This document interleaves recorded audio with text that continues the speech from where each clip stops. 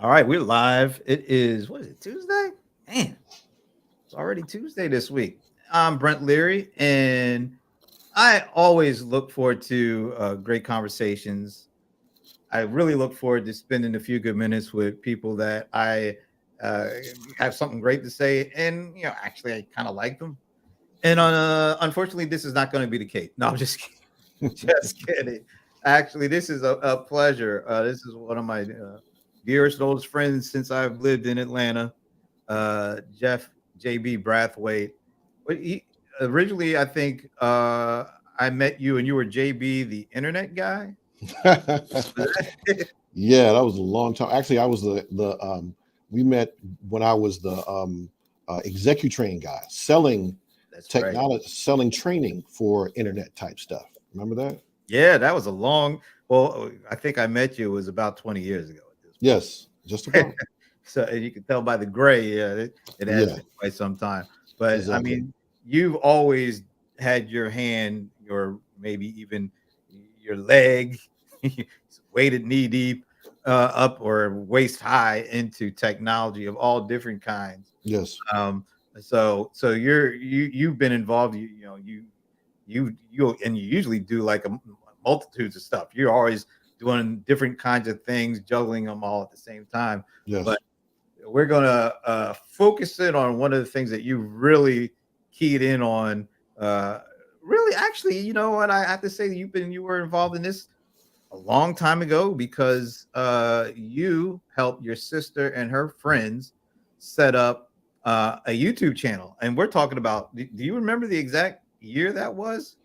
Yes, it was actually 10 years ago last year. It was 2012. So we're going on 11 years since you set up. So you set the stage. Kind of building this all up. Hmm. So tell me a little bit about the YouTube channel and about your sisters and how that all came together. Right. Well, basically, it came together on an idea that my sister had. She's been an actress, working actress slash behind the scenes, in front of the scenes person in California for now over 20 years. I won't say how much, whatever, right? But she's done this for so long. And of course, me being in technology, me being, the trying to understand how things would work, even with on the entertainment field. She came to me with an idea that said, hey, I want to start doing skits of the reality shows that are more popular right now. At the time, they were the beginnings of all the basketball wives, all the wives show. And she got a group of her friends together and she decided to spoof those shows. And that was the pretty much the beginnings of Comedy Divas. We wound up getting a website first. I built the website for them. And then from the website, they wanted to get the filming of it out to all the masses, and YouTube was the perfect vehicle. So that's basically how it started. So the channel is called Comedy Divas, Correct. and I remember like the very first one. It looked like it was a TV production. It really did. It It, was. It was, and it led to a combination of it being a TV production and the cost involved. That's and we'll talk. We can talk about that a little later in terms of how it went. now Mhm. that was about 12 years ago. I think they didn't put out a lot of original content. What about five or six, maybe a little bit more than that? Actually, they went a little further. They started out with a very large production crew. I'm talking about it was like TV quality type thing, and then they had to scale it down because of the fact that there were a lot more people involved and a lot more people who wanted to get paid. Yeah. So that process went from large scale, mid scale, low scale to no scale. Mm, yeah. So And now the first video I think was the one they got the most views on, correct, like over 100,000 or something like that. correct, And, correct. and and this is so fascinating to me because this was, like you said, almost 12, 11, 12 years ago. This was before a lot of these, like the RDC worlds, which have Hmm. completely taken off and got millions of followers. So Exactly. the comedy divas were pretty much like ahead of their time when it comes to this stuff. Yes, it was. And the program that YouTube has was not like it was today. It was very, it wasn't as easy to to apply to initially get onto YouTube. You had to go through agencies, and that's Right. what we had to do with Comedy Divas. So, when was the last? What year was it that they put out their last original piece of content? That would be right around, I think, 2014. It was no more than about 2 years later where the last part of the content went out. And then it was drips and drabs of some little things, but we've since taken that down. It wasn't worth putting out. Okay. Mhm, And at the time that they pretty much ended the original content, which is going on 9 years, mhm. roughly how many subscribers did they have to the Comedy Divas channel? I mean, we were going like gangbusters for a minute, and it was climbing right up to like the 5,000 mark. You know what I'm saying? Okay. But again, we were under an agency, so during that period of time, you couldn't really see all your stats based on where you were. You were going through a third party. It was YouTube, agency, you, and as a result of doing that, you know, there was a lot of misconception in terms of like how do we figure on making a little bit more compared to what we had to give up to that agency and what they were getting from YouTube. So it was all like a almost like a blur to try and happen. So I mean, you figure that if it was just a one-on-one thing with us and YouTube would have been better because we would have known and understood what the split was going to be. But that unfortunately was not the case back then. All right. So pretty much, the channel went dormant from Hmm. original content from Yes. about 2014 on. And it's still they haven't made any new content yet lately, right? No, they have not. But get this: today is going to be the very first day that some of that original content is going to be filmed. So, Oh, so they're yeah. going So, back to production. Now, well, no, not the same production, and I'll explain a little bit more later on in terms of making that happen. But yes, today is going to be a day that there's going to be some original content that's going to be filmed, and we should be able to get it up and running by the end of this week. So, but we've changed the format. We're no longer going to do the TV/production that we did before. It was way too expensive. There was too many people that wanted their hand in it, and now it's come down to just me and my sister, and that's it. wow. We had a crew, we had, you name it, we had everything that a TV show would put out, and it was just way too expensive. All right, so this is the key. So, yeah, today is the first day of creating some original content since 2014. So we're Correct. talking about 9 years, and Correct. as of that last piece of content, original content in 2014, roughly how many people were subscribed to the channel? Before that, it was right around say close to 5,000. We hit the 5,000 mark, and we were so happy, elated to like, wow, we got 5,000, right? But we still didn't know the revenue share that was coming. It was from drips and drabs because it was going through that agency. Right. Mhm, So no new content until today, mhm. of actual comedy diva content. Uh, 2014, roughly about it had reached about 5,000 subscribers. Been dormant from original content up Yeah. until today. Mhm. Yeah. Now, I want to show folks why I wanted to set the stage because if no content, no original content for about 9 years, pretty much dormant from that, about 5,000 subscribers at that time, thereabouts. Which went So, down to right around the 4,000 mark. so yeah, because when people aren't seeing any new content, Right. you're like, all right, what's the point? Unsubscribe. Correct. So I'm glad I caught you today because I want to show folks what the subscriber count is today. Keep in mind, no new content for about 9 years. Mhm. Here we go. If you're looking, I want to make sure you read that correctly. Yeah, let's see. I'll put my face on here so you can at least see me. All right. So, so what you're seeing is Comedy Divas has 96,000 subscribers Mhm. as of right this minute.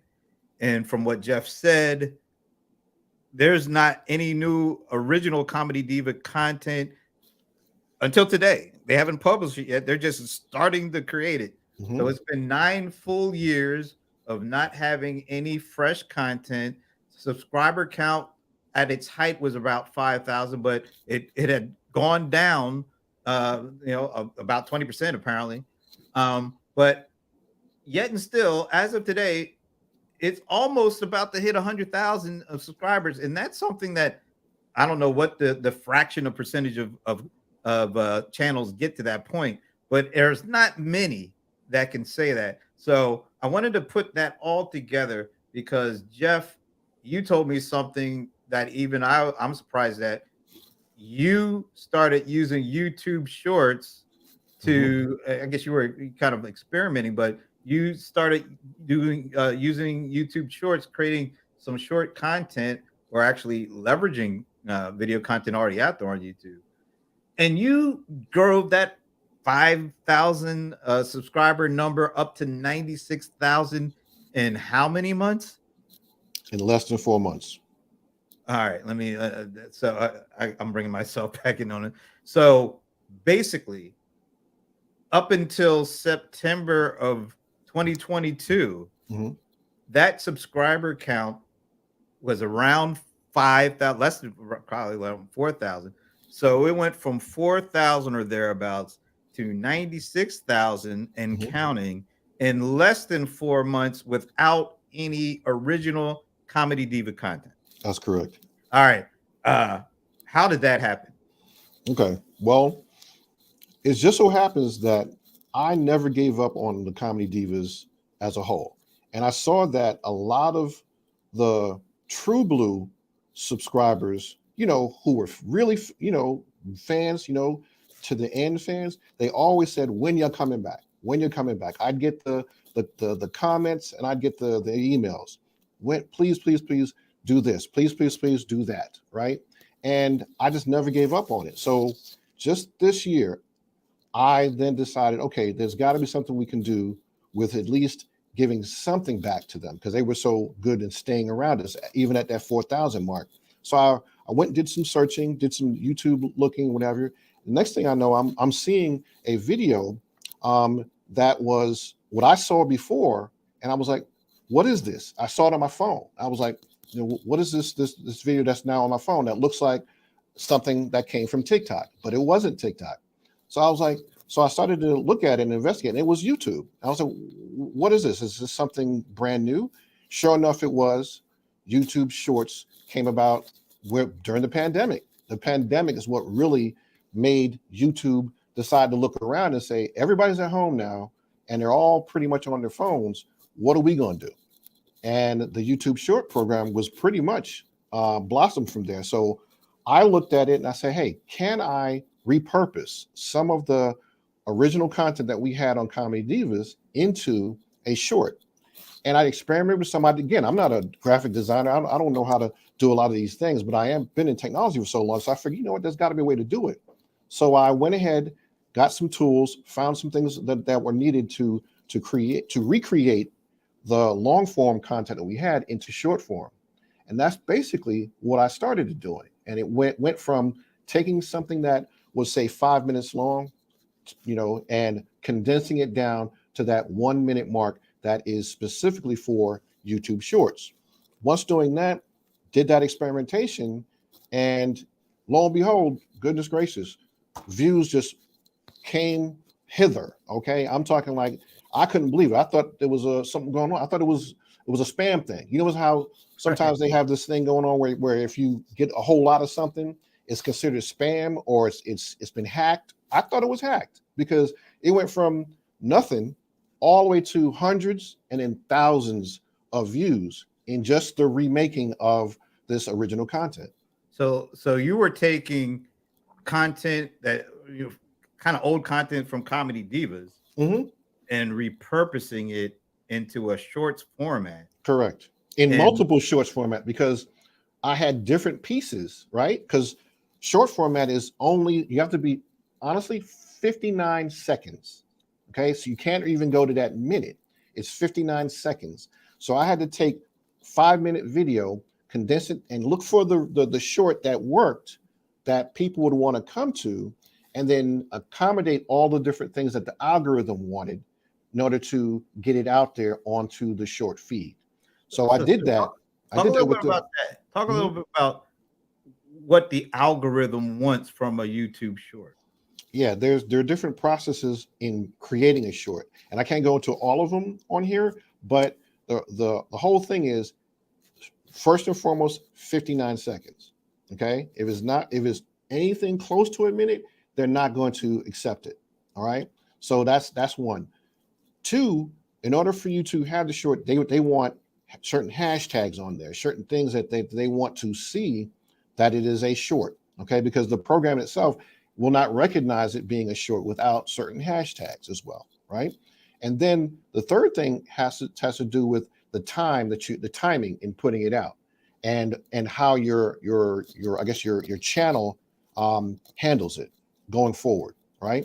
So what we had in Comedy was still being around in 10 years was an advantage. Keeping the channel was an advantage because it was like, hey, y'all been around for this long, so the feed comes to us because we've already been around. We still had subscribers. We still had something that was on the channel, even though we lost the monetization and it went dormant for a while. We still had a group of diehard fans that were still there. So as a result of that, it helped us with the algorithm because they want to see that you've been there. They don't want these because unfortunately, when shorts first came around, it was scammed. There was a lot of scammers that came through. Wow. They had to somehow figure out a way in making the algorithm get rid of all these scammers, right? The scammers were there. All they were doing was putting stuff up and putting ads behind it on the links to get more people to come around to these scam ads. So they had to change the program enough to benefit those who had legitimate content and they wanted to go on. So that helped us as well. So those are the things that happened in its beginnings of trying to get onto the short program. Okay, so want to show another page on the Comedy Divas channel because these numbers are astounding to me. All right, so I'm sorry I'm so big in that corner there, but I'm popping up a list of the most popular shorts that you've put out on the channel. Mhm. You've got uh 1.7 million views for one, 1.5 million views, 940,000. These are numbers that most people can only dream about. Mhm. But you were able to you know, put them on your channel. Now, I mentioned that you kind of repurposed Comedy Diva content Mhm. into shorts, and it worked out well. But these videos right here, these shorts that you created, they're not originally from Comedy Diva. Can you talk about repurposing other YouTube content into YouTube shorts and how you're able to do that? Right. Well, when I did the original content, I ran out of the original content to turn into shorts from what we had. So I saw a lot of, comedy is an amazing, I guess, genre. There's a lot of content out there in comedy. And when I looked at what Comedy Divas truly was the ability to, bring attention to primarily comedy women of color. All right. So I looked at that and said, hey, what else is out there? Who are these other comedy divas? There was one person, Cheryl Underwood. People might Oh yeah, remember her name, and we had her channel that was affixed to us. Like how you can connect to other channels. So she had been real famous back in that time frame, but now she kind of fell off based on being on stage and doing that. But I saw her stuff. I was like, hey, let's see if we could just repurpose some of her stand up. And when I did a test on her, that's what really made it take off. All right. And then I figured, hey, who's in the know now? Who's the newest up to date now female comedian of color? Found some ones that are there, repurposed their stuff into a actual Comedy Diva short. And that's basically how it all started. I mean, I saw numbers I never saw before, thousands, hundreds of thousands. And then these ones that you're featuring, they're considered viral because they went 1 million strong. Okay. So the majority of those who we started out with, we had no idea it would be that the short program would make this thing go so fast and so furious. But we were extremely happy just to see that all of those who were there before, subscriber wise, my goodness, they came back in droves, and they told their friends and their friends' friends and everybody else who was part of that feed, which was the short feed. They loved the content and us repurposing it for these various artists. So that's basically what really vaulted us into the stratosphere.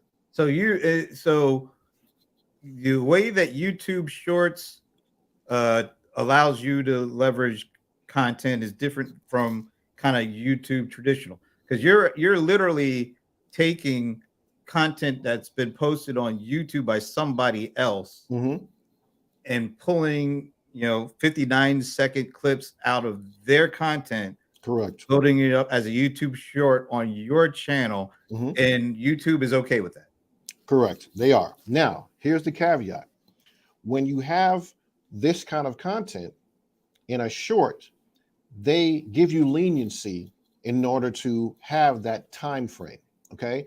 If you go any past that 1 minute time frame, slash, if you want to go, say, do it within, I don't know, 2-3 minutes, that's when you run into the place where copyright comes into play. All right. YouTube have been lenient with short providers. Okay. They're saying, okay, not only will allow some of the what's called reused content, but we'll also allow some music that normally they would not allow at all. Okay. That would be what they call strikes when it comes to content strikes right away. Okay. So their leniency, and the reason they did this is because of the scammers that came through. All right. So they had to change the program. At one point, this reused content that we're putting out there was monetizable. Okay. But they had to change the program many times because the scammers were just right there for them. You know what I'm saying? Trying to get on with the monetized program. And they've had to change certain things all over the course of it. So the caveat is we're using this content and build in the buildup of our subscribers, but we cannot monetize it at this present time because of YouTube guidelines. Okay.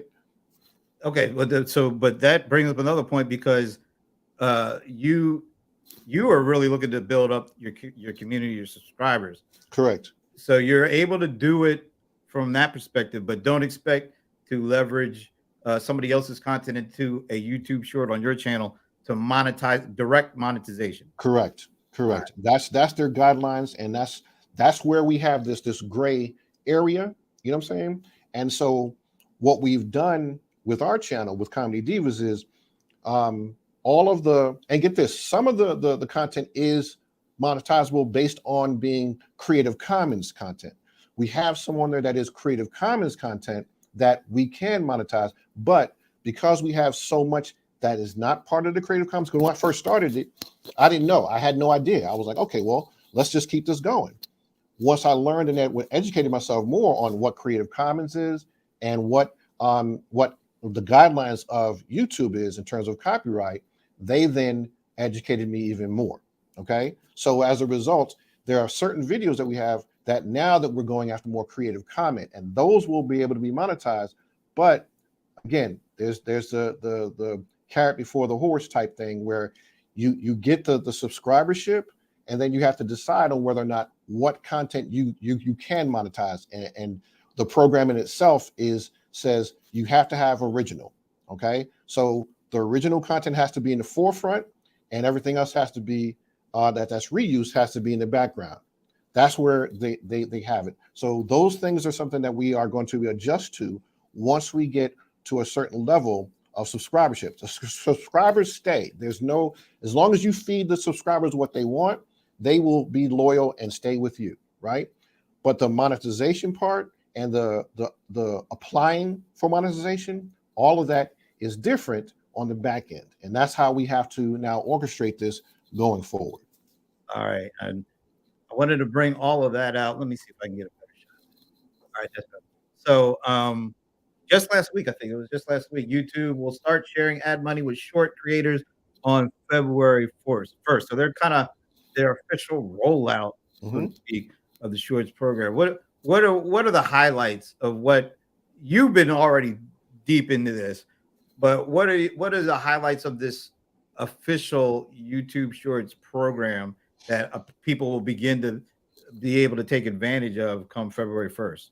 Right. Well, what's great about this new program is those who are shorts creators are going to be able to monetize their creations, their videos as of February 1st.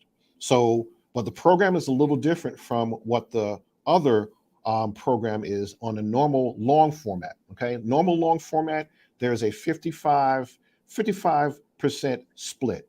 Okay. So you get 55 and YouTube gets the 45, right? That's how it works. With this one, they have a 45 percent split, but it's also going to be then placed in like a, I guess, a some form of a place where certain YouTube short providers can take advantage of distributing that split. Okay, it's not going to be where you can just throw an ad on your short and you get all the money.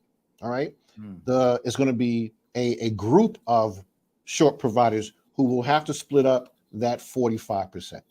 Okay, so it's a little bit different from how people know the program traditionally. Okay, and that's because one of the reasons is because they want to allow that 10% to go to the music industry, who they're going to take from when it comes to a lot of the shorts having music behind them. If you see a lot of shorts, the majority of them are people dancing, people doing all kinds of entertainment type things, and they have music. Well, normally that music would have been struck because they would have been automatically saying, nope, you can't have that music, and we're going to strike this. You can't monetize. Mm. Instead, what they decided to do is say, hey, we're going to take 10% of this money, this advertising money, and we're going to negotiate something with the music industry and say, hey, allow our people in the short program to use some of your music so that we can share some of the revenue with them. And that's going to be the main difference. So all the short providers who are out there who are doing this are going to benefit from this new program, because now it's going to allow them to get into the monetization program or the YPP program easier, because they have established themselves as short creators. Now, again, they can't the reuse stuff, not monetizable, but all their traditional and their original stuff can be. And they now have a different program than the other place, because now instead of it being normally it's 1,000 subscribers and 4,000 watch hours. That is their traditional sense of getting into YouTube partner program. Now they have it where 10 million views over a course of 90 days will also get you into the program for shorts. Just imagine that. You hear I said? Yes, I'm going to repeat it. 10 million, okay, over the course of 90 days, right? But for shorts, that is like almost like for those who are out there, even our channel, a drop in the bucket, okay? Just based on having 10 million views. I had that within a month. I had 10 million, all right? Wow. So the mere fact that happened, the short program, they now have the ability to acquire a partnership with YouTube and have a new revenue stream. Even for those who are traditional, they're now looking as well. But for all those who are just shorts creators, this is going to be a game changer for them. Talk a little bit about how often are you putting shorts out there? How much time is it taking for you to put them out? Because this is really just you doing this at this point, right? Yes. Mm-hmm. Talk a little bit about your work, how much effort, how much time, how much output you're doing. Well, you have to be consistent when it comes to anything, right? So shorts program, again, it originated, I'm just going to say it originated from what they're doing over on TikTok. Okay. So the TikTok world is like bang, bang, bang, bang. If you're not putting something out, they forget you. YouTube has a little bit more leeway. Okay.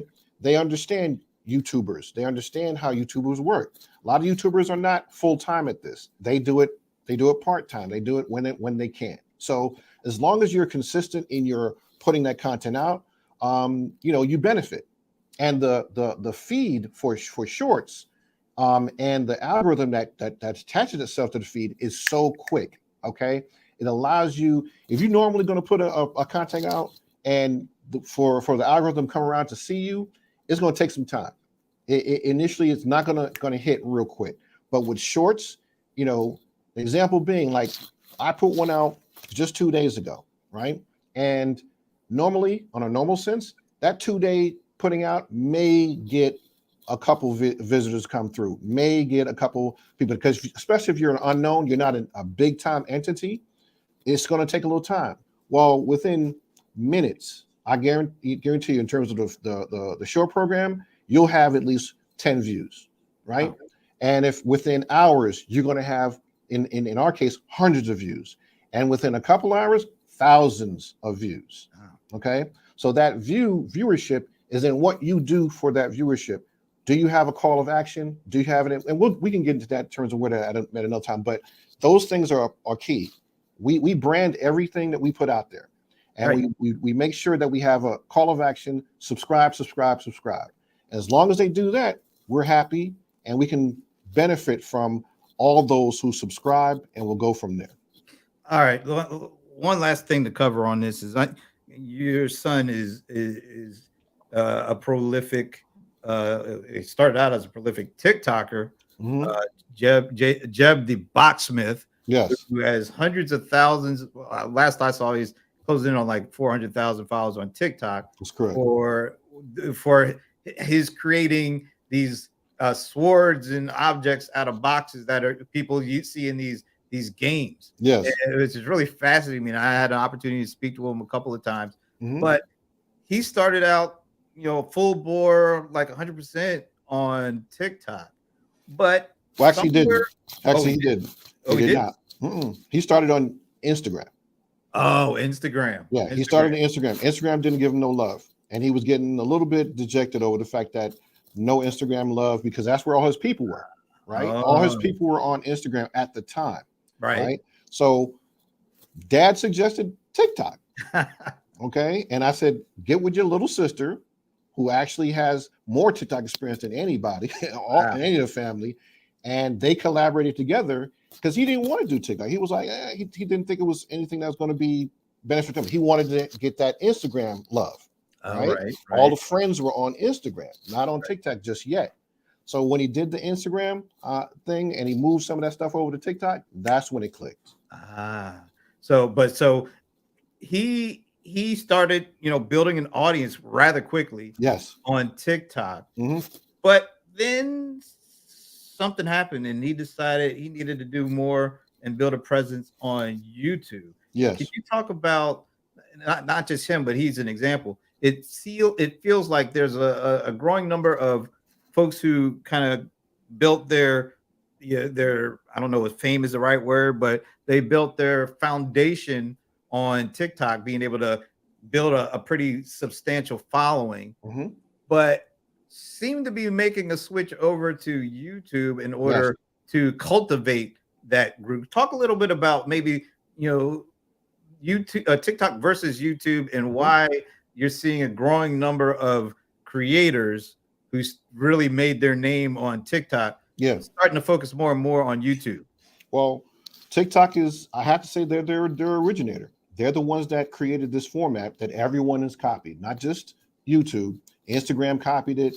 Facebook copied it. Everybody copied the TikTok format. All right. It took off with TikTok, but what wound up happening is that TikTok was taking all this, take. They were not giving anything to their providers. They were giving a format, a platform, and a lot of them who were in mega status got to take advantage of it because of their ability to see the eyeballs. And they were able to get sponsorship deals off of their TikToks, which was a wonderful thing, but TikTok was not paying them. All right. And so as a result of that happening, more and more of them who were getting tons of views over there, but not getting the type of money that the monetization on YouTube has, YouTube said, you know what, we need to swoop right in here and give them a program. That program that's happening in March is specifically designed to grab those types of creators.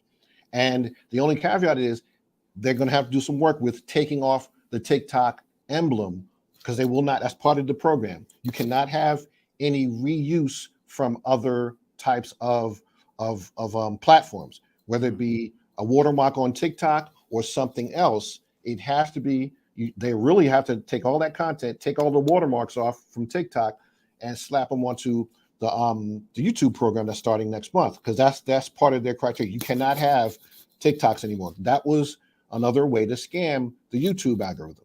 Okay, so right now, my son, who again, he got into the program that TikTok had, but they pay you pennies compared to what a YouTube is gonna pay you. So we're now in the process of converting almost a good majority of his content on over to YouTube, and he will be ready for that program when it starts in March. So that's kind of like the difference.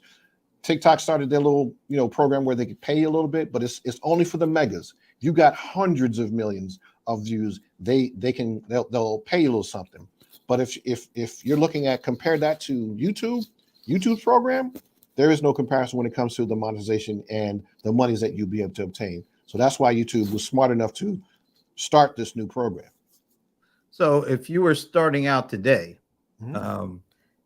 recommending a creator where they should focus their time and efforts, would it be TikTok or would it be YouTube and YouTube Shorts? There's like a change in the matrix, I'm gonna call it, in terms of how that works, right? All the things that are happening with TikTok are still relevant. Okay, everything that's going on in TikTok is amazing. Okay, my son wouldn't be where he is today without the TikTok ad, things that he does, because he was able to take advantage of the sponsorship things. He's already done 2 sponsorship ads with Amazon. Okay, so TikTok is hugely relevant in terms of getting that fame, in terms of the eyeballs. Absolutely.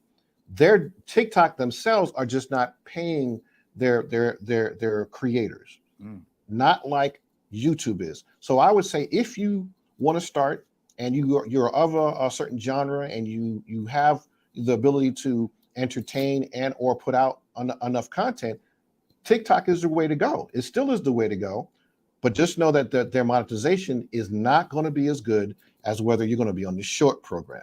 This new short program specifically, by the way, there used to be a short program where they had a fund, which is called a short fund, and they put 100 million into a pot. And they were saying that was the lure, the forced lure away from TikTok. Come over here, take your logos off. At the time, they want to let the logos stay. They let a lot of the logos stay from the TikTok thing and just say, repurpose over here. We have this big old $100 million fund, and we'll give you up to $10,000. Okay, if you come over here. It was like a nice little carrot. Come this way. And so a lot of these big TikTokers said, okay, let me just repurpose over on YouTube and see if I can get some of that $10,000. And that was the cap, $10,000 a month. It's from 1,000 to 10,000 a month, and a bunch of them came through for that $100 million fund. Well, that $100 million fund is going away as of the February 1st, and now this new program is replacing that. So if I was a person who's just starting right now, I'd go after the YouTube thing in a minute, first and foremost. But I'd also look at the TikTok, because they are so much more, say, geared towards that format, and so many of these people know and understand how they are over there. You can still have a benefit of them both. Just know that if you put it on one, you cannot transfer it over to the other with that logo. It has to be watermark less in order to be on YouTube. And again, YouTube have changed their guidelines, because at first YouTube was saying, listen, if you got it on TikTok, it can't be over here, no matter if it has the logo. We want the original stuff over here. All right. So if I was going back, I said this again, I'd be like steadily deleting off of TikTok and putting onto YouTube Short. That way you can benefit from the monetization that you'll get over on the YouTube side. So if they don't see the two, because they will come and they will check, best believe YouTube is notorious, whereas they will check everywhere to see where your content is first and make sure that you're not a scammer. Okay, so that process, YouTube is going to be the number one thing. My prediction, YouTube will be number one end of this year, hands down. Wow, you've given us all a lot to chew on, because this has been, to me, it's been a fascinating. I've known you for years, but I've seen, these numbers ever since you said what you were doing. I just check back every week or so to see what the subscriber number is for Comedy Divas, and I'm guessing in the next week or two it's going to be 100,000. They'll be sending you that. It's going to be that in 2 days. In two more days. It'll be at 100,000. Yeah, 2 to 3 days, 100,000. My son is already at 10,000, and so he in transferring all his content and then eventually deleting it, some of it off of TikTok. That's a process of how it also goes along with it. So he's at 10,000 now. He's about half amount away from the normal program for YouTube, but he's going to go after and do it even more in this coming month, so he can get a part of that, and he'll be able to be monetized right off the rip. One last thing I just thought about, because you brought this up. I was wondering what the reaction is from the creators that you're leveraging their content to create the shorts from. And you kind of told me, you gave me a surprising answer. At least it was surprising to me. Why don't you talk about the reaction you've gotten from some of the folks that you've leveraged their content to build these YouTube shorts on? Yeah, well, the majority of them are ecstatic. They're like, "Oh my God, you're taking my like the one we have on there right now is of Leslie Jones. That's the highest. Is at 1.7 million. That's a Leslie thing that happened 10 years ago. Okay, so I mean, you figure Leslie Jones 10 years ago now going 1.7 million. Yeah, right. 10 years ago skit, and I clipped that out of there because I remember it from that time ago, right? So that clip right there, everybody and their brothers is loving some Leslie Jones right now, right? So that, and I then, as we evolved in seeing this trend of like, wow, we gave them all credit. Everything that you see on there, we have links, we have information to where their Instagram, we have all that's available on each video, and eventually we want to have even more content there where they're playing, where they're going to be their next special, whatever. That's going to be in our community. We have built a community now where we let people know and give them more information on all these artists that we feature and that we reuse their content. So we are constantly giving back to them, and they're loving it. We've been approached by a few of them that we've featured, but we've also, I'll have to go on the other side. We've also been approached, and we've had to take down some stuff because there's some people who were like, listen, this is great, but this is our content, all right? And we need you to take it down. I won't say any names in terms of how that went on, but hey, that's fair game as too. Yes, your content, your copyrighted information, we obliged by then saying, hey, you know what? If you don't want the love that we're giving you, fine. We'll take it down, and you'll actually do what you do best. And we give them both ends. But for the most part, they've been elated. Because most of these are newer artists. Most of these don't have the Leslie Jones type of moniker, right? Leslie Jones is a legend at this point. But for the most part, they love it. And it's another, you didn't have to approach it like that, but because of the way that you did approach it, you're building relationships, and there's opportunities that potentially could grow out of these new form relationships. That is correct. The majority of them that are there, they don't have YouTube channels themselves that are up to par. They don't have people there. Most of these comics are their own business. They don't have a team of people.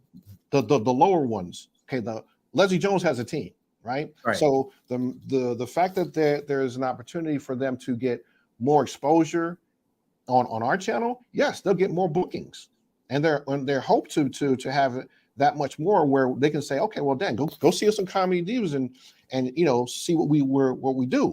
And if you see that, then maybe you'll come and book us for this next comedy show that we're doing. Matter of fact, like today, my sister's going to be at a comedy show in the Bronx, where I'm originally from, and she's been allowed to film. It's ladies' night. 3 lady comics that are going to be there, and she was allowed to film and interview all 3, but mostly one that she's really keying on. If she just gets one interview, she's fine. That's going to be a part of the new content that we will have on Comedy Divas going forward. The new format is my sister's going to have her special skill of interviewing comics, and that's going to be the new form. The new form is going to be an interviewing process of seeing where these comics came from. A lot of these older and younger comics or women of color, they don't get to shine that the men do. Okay, the men are the ones that are always beloved, because that's how comedy was until the women came involved. So we're looking forward to having that information come through. All right, Jeff, this has been fascinating. People know now, check out the Comedy Divas channel on YouTube. But you're just a fountain of wealth of information. Well, thank you for having me on this, man. I appreciate it. I really do. Well, where could people reach you if they wanted to learn more? Well, they can always go to Comedy Divas, but you can follow me in many ways. I'm on Twitter at jbrath almost every instance. You can either, again, email us at Comedy Divas. You can we have the email in our about section of Comedy Divas, and get in touch with me any which way. I'll also share my phone number information with Brent, so he'll have that information along with you. But you can get in touch with me that way as well. Awesome. And shout out to my fellow Gilmore gangster, Michael Markman. Michael, just to put up his comment again, a lot of this has to do with formula for monetization. TikTok has a fixed curator fund that they divide among creators. The more creators and videos TikTok gets, the smaller the individual payouts, which is not good for the individual creators. But YouTube uses a rev share model, which you just explained. So yeah, the model itself is definitely more geared, like you said. The better you do, the more you might get. If you're in the hundreds of millions, the fraction becomes pretty good. But the more opportunity seems to be, just generally speaking, on the YouTube side of the house. Right. Now, what I can say, the reason TikTok has so many more views, they're based in China. They're based in East Asia. There's so many more people over there who are consuming our content or the content. That's why those numbers are so high and so out of the ordinary. Not saying that YouTube doesn't have that type, but YouTube is not as prevalent in China and in East India as TikTok is. So they do have that amount of views that are out in the stratosphere, but they won't pay you. They won't pay you the amount in terms of what he mentioned in terms of that rev share, and that's why a lot of people say, you know what, come back home to YouTube, and we will pay you, and we will honor what you do and appreciate you more. So that's how it will go. Yeah. Plus, you never know with the backlash that TikTok gets for being a China-based company with all the user data being accessible. Exactly. And YouTube hasn't gone there yet, but best believe they will eventually, as more of these, I guess we're going to call them expats. You know what I'm saying? Who would virtual expats, right? Yes, virtual expats. You know what I'm saying? Come back home. And YouTube will eventually make the program even better. Again, February 1st is going to be the starting point, but they're going to have to massage it a little bit more, because there's going to be some conflicts that are going to happen just based on not being on TikTok anymore. Yeah. All right, Jeff, this has been great. Thanks for anybody who was out there checking this out. A ton of information, and we'll definitely be following up, because this is a moving target. It feels like rules and regulations are being made up as we go with this. And I'll come back by the time, hopefully, if I come back to see you and your audience, man, I'll have that plaque behind me. I'm counting on it. All right. Thanks again, and thanks to everybody. Check this out. I will see you later this week with CRM Players. Until then, see you.